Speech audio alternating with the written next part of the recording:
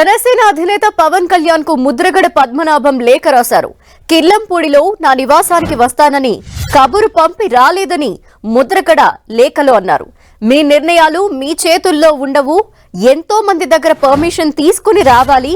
మీ party పోటీ చేసే 24 మంది కోసం నా అవసరం రాకూడదని ఆ భగవంతుణ్ణి ప్రార్థిస్తున్నాను అంటూ లేఖలో ముద్రగడ మెన్షన్ చేశారు. ఇక నాకు ఎలాంటి కోరికలు లేకుండా నిస్వార్థంగా మీతో పనిచేసేందుకు సిద్ధపడ్డానని ముద్రగడ తెలిపారు.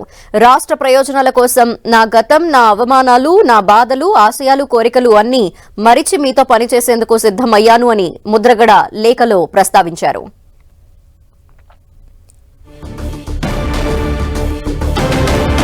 మీలాగా నేను గ్లామర్, పరపతి ఉన్నవాడిని కాదు, తుప్పుపట్టిన ఇనుము లాంటి వాడిని, అందుకే నన్ను లాస్ట్ గ్రేడ్ లో పెట్టారు అంటూ కూడా పవన్ కి రాసిన లేఖలో ముద్రగడ ప్రస్తావించారు.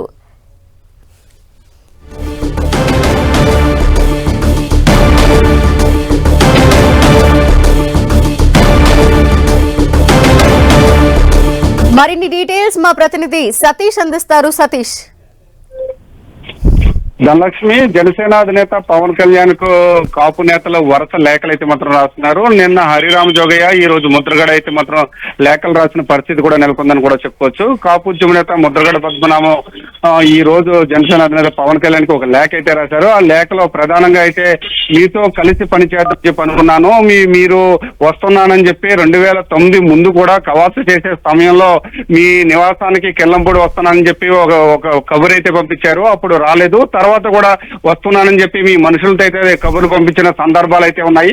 అయోధ్యకి వెళ్ళిన తర్వాత వస్తానని ఒకసారి, మరోసారి వస్తానని చెప్పి మీ మనుషులతో అయితే కబురు పంపారు, కానీ రాలేదు.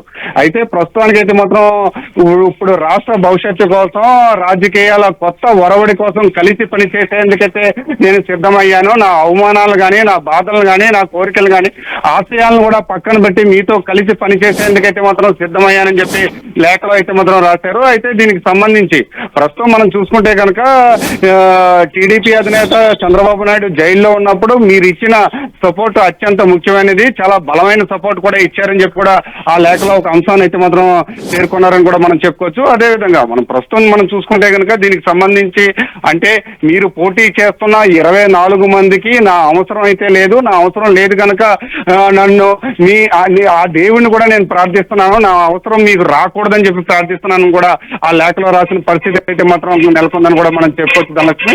అదేవిధంగా ప్రస్తుతం మనం చూసుకుంటే కనుక మీకులాగా గ్లామర్ ఉన్న వ్యక్తిని కాదు, మీకులాగా పరపతి ఉన్న వ్యక్తిని కాదు, నేను కేవలం ఒక తుప్పు పెట్టిన ఇనుము లాంటి వ్యక్తిని, అందువల్లే నన్ను లాస్ట్ గ్రేడ్ లో కూడా పెట్టారు.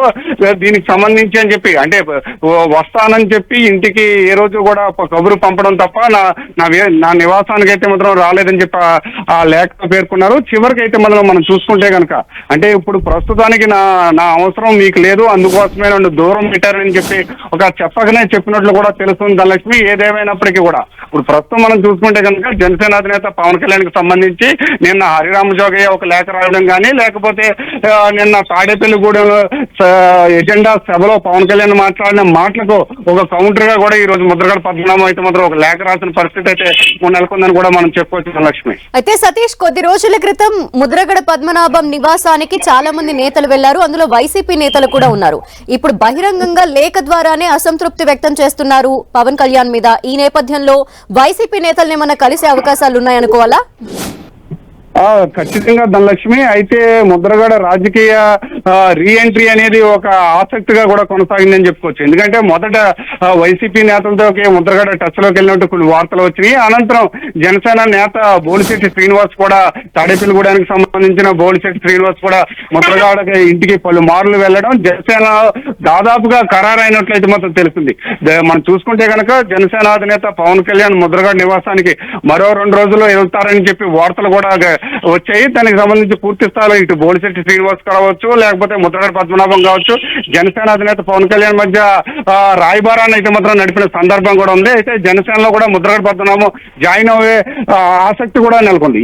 ఇదే నేపథ్యంలో కొంత గ్యాప్ రావడంతో ఈ లేఖ రాశారు. ఈ లేఖ ఆధారంగా చూసుకుంటే కనుక తిరిగి ముద్రగడ పద్మనాభం వైసీపీ నేతలతో కూడా చర్చలోకి వెళ్తున్నట్లయితే మాత్రం కొన్ని వార్తలు కూడా వినిపిస్తున్నాయని కూడా చెప్పొచ్చు. ఏదేమైనప్పటికీ ముద్రగడ పద్మనాభం రాజకీయ ప్రయాణం ఎటు ఉంటుందో అనేది మాత్రం ఆసక్తిగా మారిందని చెప్పుకోవచ్చు. ఇటు జనసేన పార్టీలకు ఇప్పటి వరకు వెళ్తారని వార్తలకి పవన్ కళ్యాణ్ కలవకపోవడంతో కొంత గ్యాప్ అయితే వచ్చింది. ఈ గ్యాప్ అనంతరం కూడా వైసీపీ నేతలను కూడా కలిసే అవకాశం కూడా ఉందని కూడా మనం చెప్పుకోవచ్చు ధనలక్ష్మి.